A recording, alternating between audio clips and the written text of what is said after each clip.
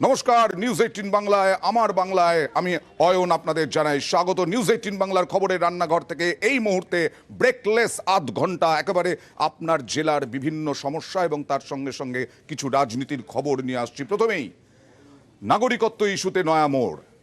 মমতা বন্দ্যোপাধ্যায় আজকে চাকলায় গিয়েছিলেন, সেখানেও সুর চড়ালেন সিএএ নিয়ে এবং নাগরিকত্ব ইস্যুতে নয়া মোড়। তা হলো জেলা শাসকদের কেন ক্ষমতা নয়, জেলা শাসকদের ক্ষমতা কেড়ে নেওয়ায় প্রশ্ন মমতা বন্দ্যোপাধ্যায়ের। নাগরিকত্বের কার্ড ইস্যুর অধিকার ছিল জেলা শাসকদের। চাকলার সভা থেকে কেন্দ্রের বিরুদ্ধে চড়া সুর মমতা বন্দ্যোপাধ্যায়ের। আর দুদিন আগেই এই সিএএ নিয়েই সওয়াল করেছিলেন ন্যাশনাল লাইব্রেরিতে অমিত শাহ, কেন্দ্রীয় স্বরাষ্ট্রমন্ত্রী। তারপরে মমতা বন্দ্যোপাধ্যায়ের চড়া সুর। নাগরিকত্ব আপনারা সবাই নাগরিক এদেশের, মনে রাখবেন। নাগরিক যদি না হন আপনি রেশন পাচ্ছেন কি করে? নাগরিক যদি না হয় আপনারা স্বাস্থ্যসাথী পাচ্ছেন কি করে? নাগরিক যদি না হন আপনার প্যান কার্ড হচ্ছে কি করে? আপনার আধার কার্ড হচ্ছে কি করে? আপনাদের রেশন কার্ড হচ্ছে কি করে? এগুলো একটা ছলনা। আগে সিটিজেনশিপ কার্ড ডিএমদের হাতে ছিল, এখন কেড়ে নিয়েছে রাজনীতি করার জন্য। आज मैं आप सबके सामने कहकर जाता हूं, सीए इस देश का कानून है, इसको कोई रोक नहीं सकता। सबको नागरिकता मिलने वाली है। ये हमारी पार्टी का कमिटमेंट है। जो भाई आसपास के राज्यों से प्रताड़ित होकर यहां आए हैं, उनको धर्म परिवर्तन की धमकी देकर भगाया गया है। उनके सम्मान की, उनके मान की, इनकी संपत्ति की, उनके अच्छे जीवन की रक्षा करना हर हिंदुस्तानी का फर्ज है और ये होकर रहेगा। আর আজকে এই মতুয়াদের একটা সম্মেলন ছিল, সেই সম্মেলনে কেন্দ্রীয় জাহাজ প্রতিমন্ত্রী শান্তনু ঠাকুর মেজাজ হারালেন। মতুয়াদের সম্মেলনে সেখানে সিএএ নিয়ে কেন আলোচনা, কেন মন্ত্রীর আশ্বাস, রাজনৈতিক বক্তব্য কেন, এরই প্রতিবাদ দেখুন।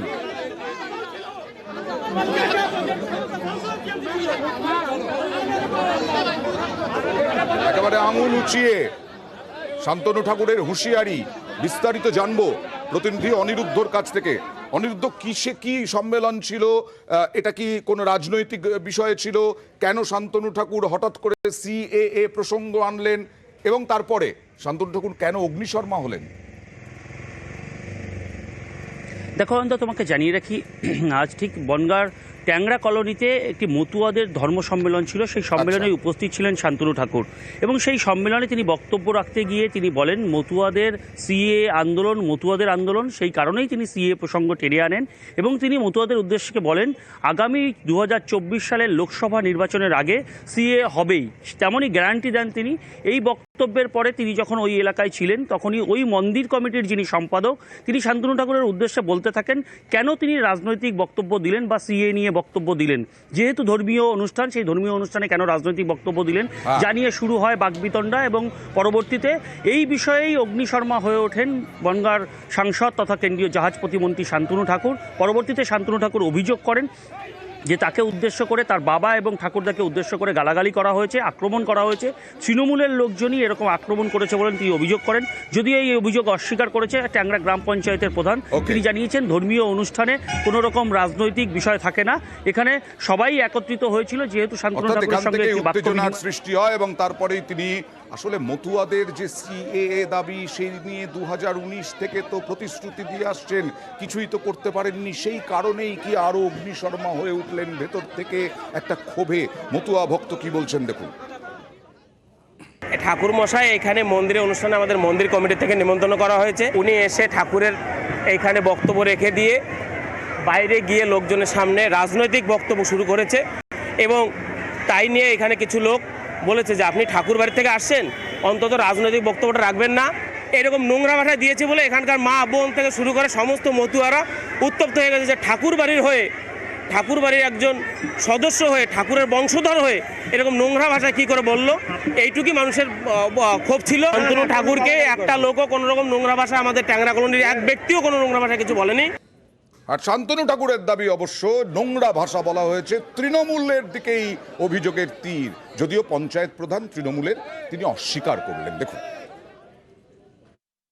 সাইডে লোকজন ছিল, তাদের ভালো কথা বলেছি, সেটা অ্যাটাক তো হবেই। বাপ মা তুলে গালাগালি হয়েছে, অ্যাটাক করার চেষ্টা করেছে, কিন্তু অ্যাটাক করে ওরা কি করবে? আমি নামটা ঠিক বলতে পারবো না, এখানে আছে টিএমসির কিছু সদস্য। না, এটা মিথ্যা কথা। আমি ট্যাংরা পঞ্চায়েতের প্রধান স্বরূপ বিশ্বাস। আমি সিএম এর প্রোগ্রাম থেকে আসলাম, এসেই দেখছি একটা ঝামেলা হচ্ছে। জিজ্ঞাসা করলাম কি হয়েছে, বললো যে একটা বাজে ভাষা দিয়েছে। মানুষের এটাই ক্ষোভ। এলাকার মধ্যে সব থেকে বড় প্রোগ্রাম হয়, সেই প্রোগ্রামে এসে উনি যে ধরনের ভাষা ব্যবহার করেছে, তাতে আমি দেখেছি এলাকার যারা মতুয়া তারা একটু ক্ষিপ্ত হয়েছে। বাকি কিছু রাজনৈতিক কোনো ব্যাপার না। ট্যাংরা পঞ্চায়েত এরিয়ায় এই রাজনীতি কোনোদিন হয় না, আগামী দিনেও হবে না। ভোটের সময় ভোট, বাকি কোনো সময় রাজনীতি থাকে না। এটা ট্যাংরার ঐতিহ্য। তৃণমূলে বিভিন্ন গোষ্ঠীকোন্দল যা সামলাতে সুব্রত বক্সিকে হস্তক্ষেপ করতে হচ্ছে। এবার কার্নিভাল, একটা কার্নিভালে এরকম হতে পারে, অবাক হয়ে গেলাম আমরা। হাওড়া কার্নিভালে গতকাল রাত থেকে দুমদুমার। আজকে মুখ্যমন্ত্রীকে নির্দেশ দিতে হলো কার্নিভাল বন্ধ করা যাবে না। কার্নিভাল দ্বিতীয় দিনে দ্বিতীয়বার উদ্বোধন হলো, শুধু নয়, উদ্বোধন হওয়ার আগে মন্ত্রী এবং মুখ্য প্রশাসক অর্থাৎ বিধায়ক মুখ্য প্রশাসকের দ্বন্দ্ব প্রকট হয়ে গেল। দেখুন,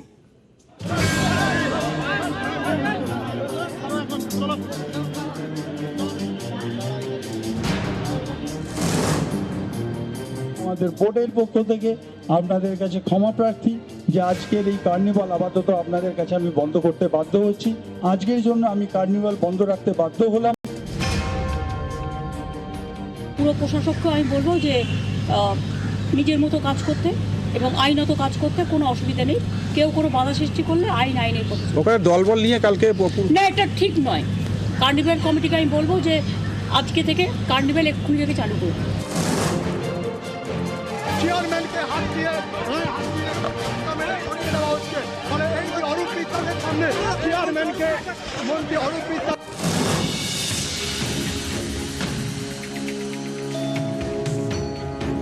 প্রত্যেকের পরিবারেও কিছু সমস্যা থাকে, আমাদের পরিবারেও একটা সমস্যা ছিল, কিন্তু সেটা অতীত। আমরা এখন এক হয়েই কাজ করছি। পুরসভার উদ্যোগে হাওড়ার ডুমুরজলায় কার্নিভাল, বুধবার রাতে গোলমাল। স্থানীয়দের দাবি, কার্নিভালের পার্কিংয়ে বেনিয়মের অভিযোগ তুলে সেখানে জমায়েত করেন শিবপুরের তৃণমূল বিধায়ক তথা ক্রীড়া প্রতিমন্ত্রী মনোজ তিওয়ারি। অভিযোগ, মন্ত্রীর সামনেই হাওড়া পুরসভার এক কর্মীকে মারধর করেন তাঁর অনুগামীরা। এতেই ছড়ায় বিশৃঙ্খলা। অভিযোগ, হাওড়ার পুর প্রশাসককে হেনস্থাও করা হয়।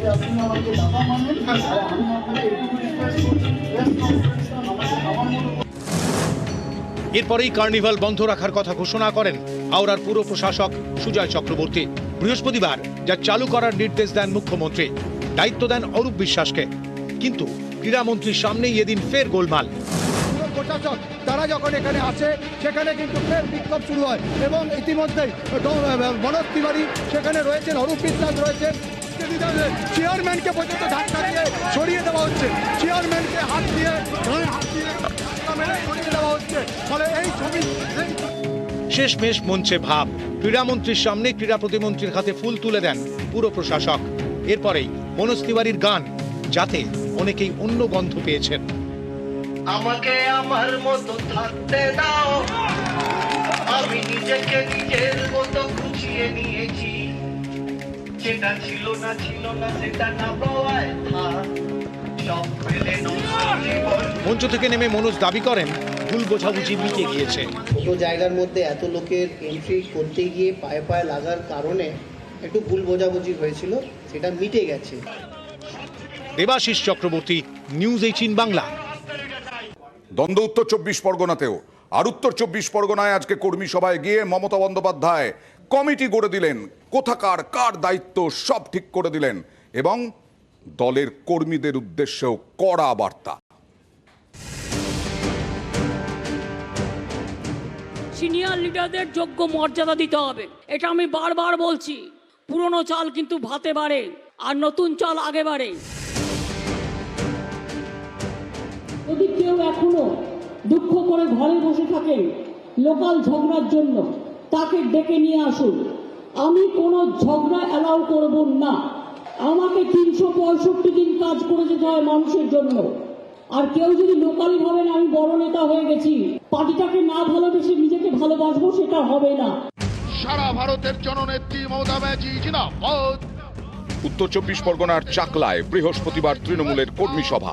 এই মঞ্চ থেকেই মমতা বন্দ্যোপাধ্যায় কড়া বার্তা দিলেন, বুঝিয়ে দিলেন গোষ্ঠীদ্বন্দ্ব একেবারেই বরদাস্ত নয়। কিছু কিছু এলাকায় আমি শুনতে পাচ্ছি কেউ কেউ নিজেরা কেউ কেটা হয়ে গেছেন এবং নিজেদের জন্য তারা পার্টির মুখটা মনে রাখছেন না। আমাকে এত খাটতে হচ্ছে এটা মনে রাখছেন না। আজকে মনে রাখবেন, এমনি এমনি ক্ষমতায় আমরা পার হইনি। উত্তর 24 পরগনা বরাবরই তৃণমূলের শক্ত ঘাঁটি। এই জেলায় দীর্ঘদিন দলের সাংগঠনিক দায়িত্ব সামলেছেন জ্যোতিপ্রিয় মল্লিক। রেশন দুর্নীতিতে তিনি এখন বরাদের পেছনে। জ্যোতিপ্রিয় মল্লিক বিহীন উত্তর 24 পরগনা, তাই 24-এর আগে বিশেষ নজর রয়েছে দলের। জেলায় কোর কমিটি করে দেন মমতা, সিনিয়র নেতাদের বাড়তি দায়িত্ব দেওয়া হয়। তারপরেও উত্তর 24 পরগনায় প্রকট হয়েছে কোন্দল কাঁটা। বারাকপুরের সাংসদ অর্জুন সিং এবং জগদ্দলের বিধায়ক সোমনাথ শ্যামের দ্বন্দ্ব শোরগোল ফেলেছে। এই পরিস্থিতিতে বৃহস্পতিবার জেলায় নতুন করে কোর কমিটি গড়ে দিলেন তৃণমূল নেত্রী। লোকসভা ভোটকে মাথায় রেখে 15 সদস্যের নতুন কোর কমিটি। চেয়ারম্যান নির্মল ঘোষ। প্রত্যেক শনিবার এই কোর কমিটি বৈঠকে বসবে, রিপোর্ট দেবে সরাসরি তৃণমূল নেত্রীকে।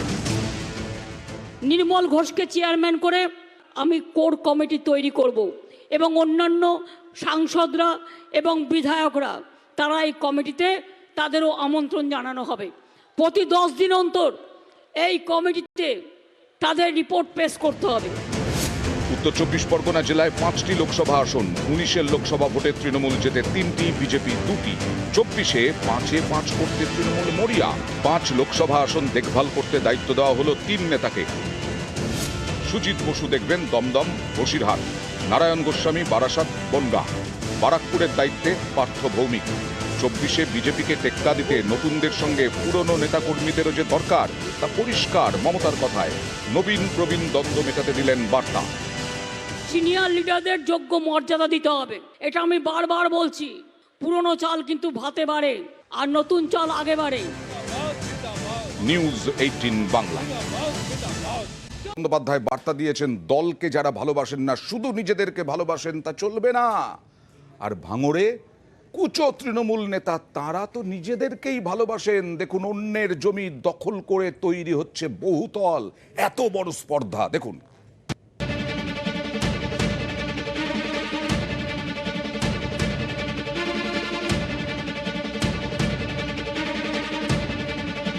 ভাঙড়ে তৃণমূল নেতার বিরুদ্ধে জমি দখলের অভিযোগ।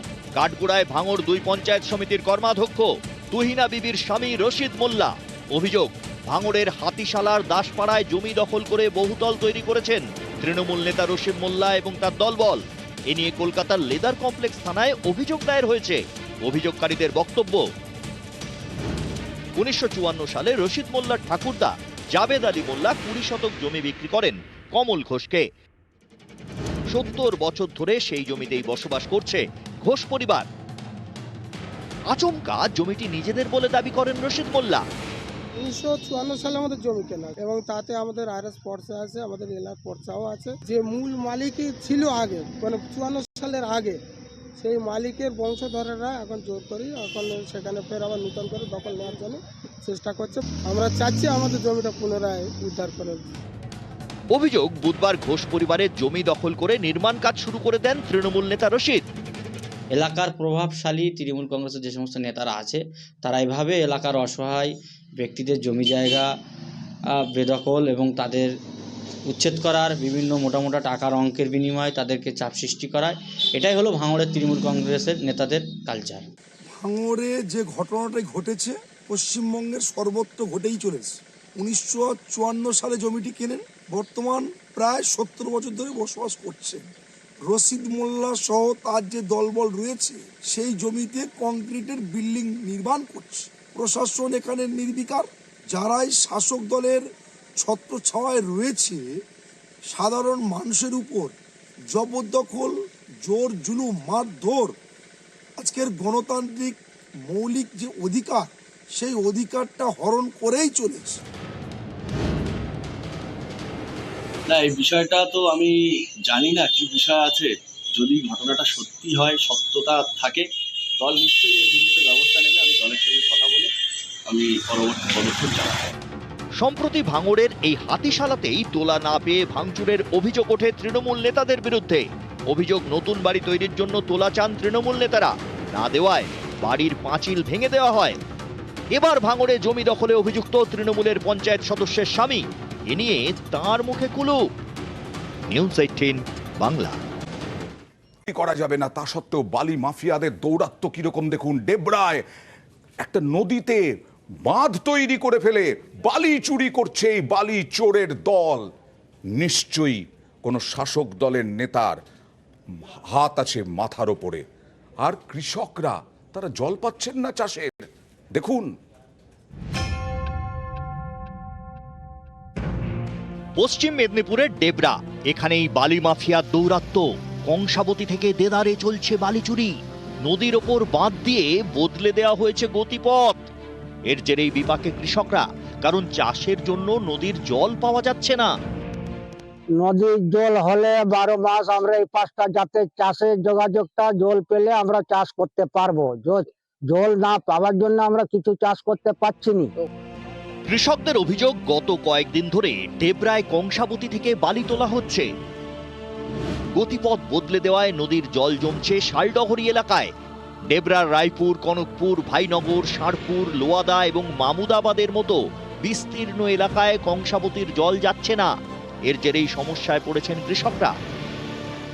আমাদের এখানে সেলুগুলো খুব ছোট ছোট লেয়ার আছে, 30-35 ফুটে, তাতে আমাদের ওয়াটার লেভেলটাও দাঁড়াবে, তাতে আমরা ভালোভাবে চাষবাস করতে পারবো। নদীতে জল চলা অ্যাকচুয়ালি ভালো, এটা যারা কেউ করেছে তারা ঠিক করেনি। কৃষকদের দাবি, ডেবরার অনেক জায়গায় মাটির জলস্তর অনেক নিচে, তাই মেশিন ব্যবহার করেও চাষের জন্য পর্যাপ্ত জল তোলা যায় না। ফলে ভরসা কংসাবতীর জল, কিন্তু বালি মাফিয়া দৌরাত্মে নদীর জল মিলছে না। চাষের পক্ষে খুবই ক্ষতিকর, কেননা নদীতে জল চললে আমরা জলটা পেতাম নদী চাষের জন্য, সেই জলটা পাচ্ছি না।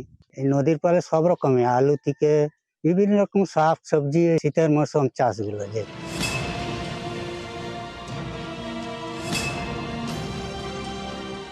সকালবেলা ইনফরমেশনটা পাওয়ার পরে কনসার্ন বিএলআরও যিনি আছেন উনি ফিল্ডে গিয়েছিলেন, পুরো টিম নিয়ে জায়গাটা যাওয়া হয়েছে এবং ওখানে গিয়ে অলরেডি যা জলটা যেভাবে আটকে রাখা হয়েছিল ওটাকে খোলার জন্য ইমিডিয়েটলি বলা হয়েছে এবং এই মুহূর্তে কাজ চলছে।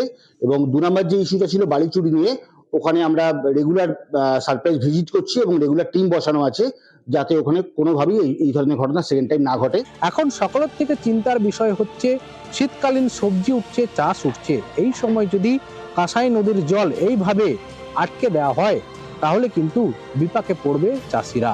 তাই প্রশাসন কবে এই বিষয়টির দিকে নজর দিবে সেই দিকেই তাকিয়ে রয়েছে সবাই। পশ্চিম মেদিনীপুর থেকে দিগ্বিজয় মাহালি, নিউজ 18 বাংলা। কত গাফিলতি, কত উদাসীনতা দেখাবেন জানেন তো? সুন্দরবনে ম্যানগ্রোভ চুরি হচ্ছে, চুরি নয়, ম্যানগ্রোভ কাটা হচ্ছে। এখনো কাটা হচ্ছে ম্যানগ্রোভ এবং কেটে দোকান তৈরি হচ্ছে। আর ডুয়ার্সে জঙ্গল কেটে সাফ করে দিচ্ছে গাছ চোরেরা। কি করছে প্রশাসন?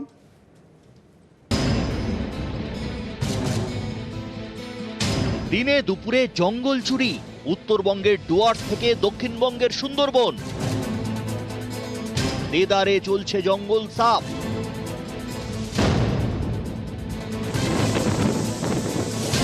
কখনো আমফান, কখনো ইয়াস। বারবার ঘূর্ণিঝড়ের সামনে ঢাল হয়ে দাঁড়িয়েছে ম্যানগ্রোভ। ঘূর্ণিঝড় থেকে কলকাতা সহ দক্ষিণবঙ্গের বিস্তীর্ণ এলাকাকে বাঁচিয়েছে সুন্দরবনের ম্যানগ্রোভ। প্রাকৃতিক ঢাল ম্যানগ্রোভ, সেই ম্যানগ্রোভই ধ্বংস করা হচ্ছে সুন্দরবনে। সুন্দরী, গরান, গেওয়ার জঙ্গল, সুন্দরবন, ম্যানগ্রোভ অরণ্য। সেই সুন্দরবনেই ম্যানগ্রোভ কেটে তৈরি হচ্ছে দোকান, কুলতলির মই পিঠে। ম্যানগ্রোভ থাকলে পরিবেশ বাঁচবে, ঘূর্ণিঝড় থেকে বাঁচাবে, কিন্তু তাতে কি? দোকান হলে আয় হবে, গাছ তো আর টাকা দেবে না। অভিযোগ, ম্যানগ্রোভের জঙ্গল কেটে দোকান তৈরি করে তা লক্ষ লক্ষ টাকায় বিক্রি হচ্ছে।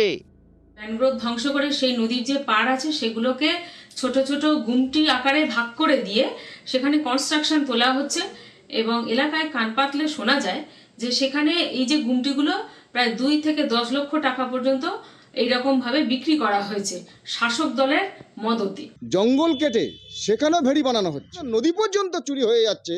তৃণমূল নেতারা কি না করতে পারে।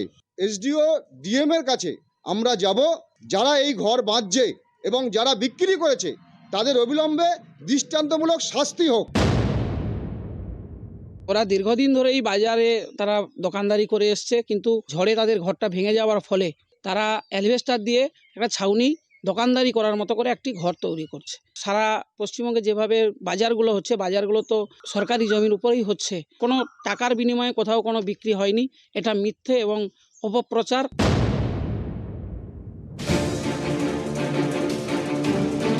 ডুয়ার্সের জঙ্গলে চোরা শিকারীদের দাপট। দিন নেই রাত নেই দেদার গাছ কেটে জঙ্গল সাফ করা হচ্ছে। গাছের কাটা অংশে এমন ভাবে মাটির প্রলেপ দেওয়া হচ্ছে যাতে মনে হয় আগে গাছ কাটা হয়েছে। এমনই অবস্থা জলপাইগুড়ির বানারহাটের মরাঘাট জঙ্গলের। কাঠ কুড়োনোর নাম করে জঙ্গল থেকে পাচার হচ্ছে দামি কাঠ। ফরেস্ট ডিপার্টমেন্টকে আরও সক্রিয়ভাবে ডিউটি করা উচিত, নাহলে কিন্তু বন ধ্বংস হতে বেশি সময় লাগবে না। দিনের বেলা কিছু মহিলা কাঠ কুড়ানির নামে বড় বড় গাছের লক, বড় বড় গাছের ডাল কেটে নিয়ে যাচ্ছে। আমাদের মনে হয় এই মহিলারাই কিছু মূল্যবান গাছের খবর কথা পাচার করছে কিনা, এই ব্যাপারটা ফরেস্টকে দেখা উচিত। একটা ম্যান পাওয়ার সমস্যা আছে, সবাই জানে। সেটা যেটুকু আছে সেটা নিয়ে আমরা চেষ্টা করছি কন্ট্রোল করার। যদি আমাদের নজরে আসে তাহলে আমরা পদক্ষেপ নিয়েছি, আগেও নিয়েছি, ভবিষ্যৎ তো নেবো। আমাদের যদি নজরে আসে অবশ্যই নেবো। একের পর এক গাছে কোপ। এর জেরে কোপ পড়ছে বাস্তুতন্ত্রে। জঙ্গল থেকে লোকালয়ে চলে আসছে পশুরা। কবে হুঁশ ফিরবে প্রশাসনের? কবে সক্রিয় হবে বন দপ্তর? প্রশ্ন স্থানীয়দের।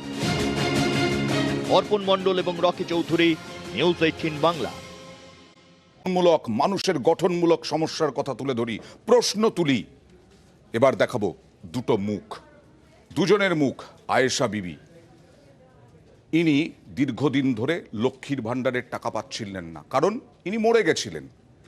সরকারি খাতায় মৃত, আমরা খবর করলাম, বেঁচে এলেন, লক্ষ্মীর ভাণ্ডারের টাকা পেতে শুরু করলেন। আরেকটা মুখ রঞ্জিতা মজুমদার, বৃদ্ধা, 80 বছরের বৃদ্ধা, জীবিত হয়েও মৃত, এখনো ঘুরছেন দুয়ারে দুয়ারে। দেখুন কি হলো ফল।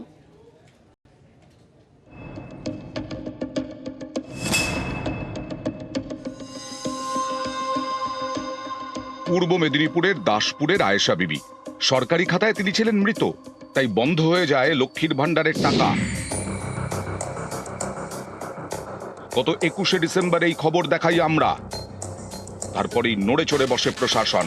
শেষমেশ লক্ষ্মীর ভাণ্ডার পোর্টালে মৃতদের তালিকা থেকে তার নাম বাদ গেছে। প্রমাণ হয়েছে যে বেঁচে আছেন আয়েশা। লক্ষ্মীর ভাণ্ডারের টাকাও তার অ্যাকাউন্টে ঢুকেছে। ধন্যবাদ, খুশি হলাম এটা শুনে। কেন? জীবিত মানুষকে মৃত্যু করে ঘোষণা করেছিলেন, এটাই ঠিক হয়ে গেছে, ভান্ডার চালু হয়ে গেছে, এটাই শুনেই খুশি। আয়েশা বিবি বামুনিয়া গ্রামে যার লক্ষ্মী ভান্ডারটা বন্ধ হয়ে গিয়েছিল, প্রশাসনিক ভুলের জন্য তাকে মৃত দেখানো হয়েছিল, আপনাদের চ্যানেলের খবরের জেরে আবার তার লক্ষ্মী ভান্ডার চালু হয়েছে। এই জন্য সত্যি আমি প্রধান হিসেবে 36 বছরের আয়েশা বিবি, স্বামী সন্তান নিয়ে অভাবের সংসার, স্বামী দিনমজুর, সংসার চালাতে লক্ষ্মীর ভাণ্ডারের টাকা বড় ভরসা, সেটাই 7 মাস ধরে বন্ধ ছিল। পঞ্চায়েত এবং বিডিও অফিসে গিয়েও কোনো কাজ হয়নি। খবরের জেরে 7 দিনেই মিলল সুফল। আয়েশা বিবির অ্যাকাউন্টে ঢুকেছে লক্ষ্মীর ভাণ্ডারের বকেয়া টাকা। আমরা হায়ার অথরিটির সঙ্গে কথা যোগাযোগ করি, হায়ার অথরিটিও সঙ্গে সঙ্গে প্রম্পট অ্যাকশন নিয়েছে, যার ফলে তাড়াতাড়ি সমাধানটা করা গেছে। লোকের টাকাও তার ঢুকে গেছে, আর যে কটা মাস 1-2 মাস হয়তো পায়নি, সেটার এরিয়ারও সে পেয়ে গেছে।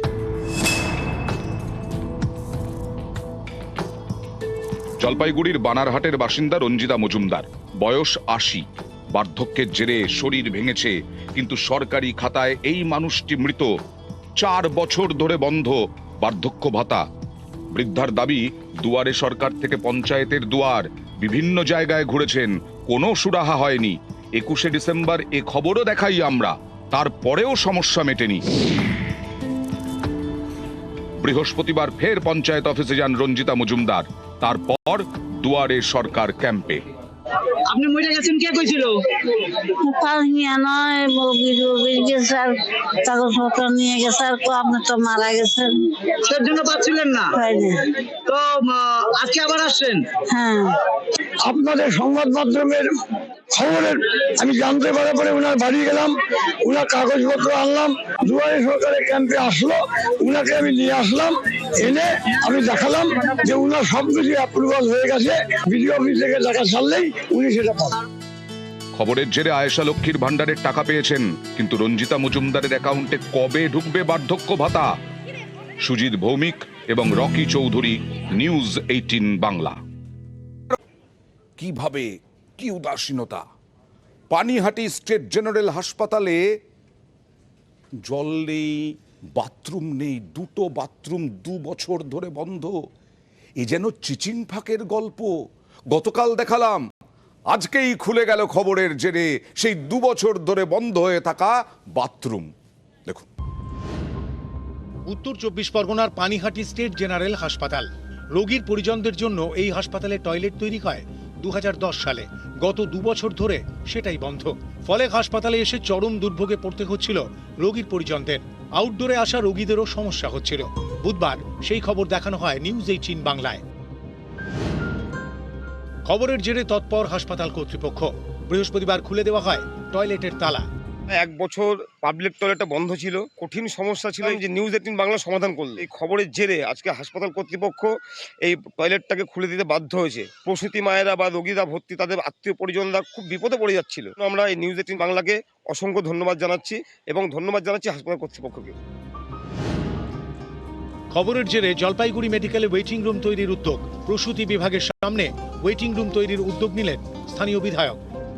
জলপাইগুড়ি গভর্নমেন্ট মেডিকেল কলেজের মাদার অ্যান্ড চাইল্ড হাব রোগীর আত্মীয় স্বজন, আত্মীয় পরিজন যারা এখানে দেখতে আসেন কিংবা অ্যাটেন্ডেন্ট হিসেবে আসেন, তাদের আসবার জন্যে বন্দোবস্ত নিয়ে আমরা চেষ্টা করছি যত তাড়াতাড়ি সম্ভব আমার বিধায়ক ফান্ড থেকে সেই ব্যাপারে একটা শেডের বন্দোবস্ত করার। উত্তরবঙ্গের গুরুত্বপূর্ণ সরকারি হাসপাতাল জলপাইগুড়ি মেডিকেল। এখানেই প্রসূতি বিভাগের সামনে কোনো ওয়েটিং রুম নেই। খোলা আকাশের নিচেই থাকতে হয় রোগীর পরিজনদের। গত 24শে ডিসেম্বর এই খবর দেখানো হয় নিউজ 18 বাংলায়। নিউজ 18 বাংলায় খবর দেখানোর পরেই ওয়েটিং রুম তৈরিতে উদ্যোগী বিধায়ক। বৃহস্পতিবার তিনি হাসপাতাল ঘুরে দেখেন। প্রসূতি বিভাগের সামনে নতুন ওয়েটিং রুম তৈরির আশ্বাস দেন। খুবই কষ্ট, বলে ঠান্ডার দিনে এই খোলা আকাশের নিচে এভাবে থাকাটা খুবই কষ্টকর। তো ওইখানে শুনলাম বিধায়ক আসছেন, যে উনি যদি একটা ব্যবস্থা করে দেন তাহলে খুবই ভালো হয়। আমার মতো অনেকেই আছে এখানে। আমাদের যিনি রোগী কল্যাণ সমিতির চেয়ারপারসন ডক্টর প্রদীপ বর্মা, তিনি উদ্যোগ নিয়ে তার তরফে আমাদের এখানে যে মাতৃমায়ের সামনের প্রতীক্ষালয় সেইটার এক্সটেনশন বিষয়ে উনি অগ্রণী ভূমিকা নিচ্ছেন। সেটার জন্য আমরা ওনাকে ধন্যবাদ জানাই। সুবীর দে এবং শান্তনু কর, নিউজ 18 বাংলা।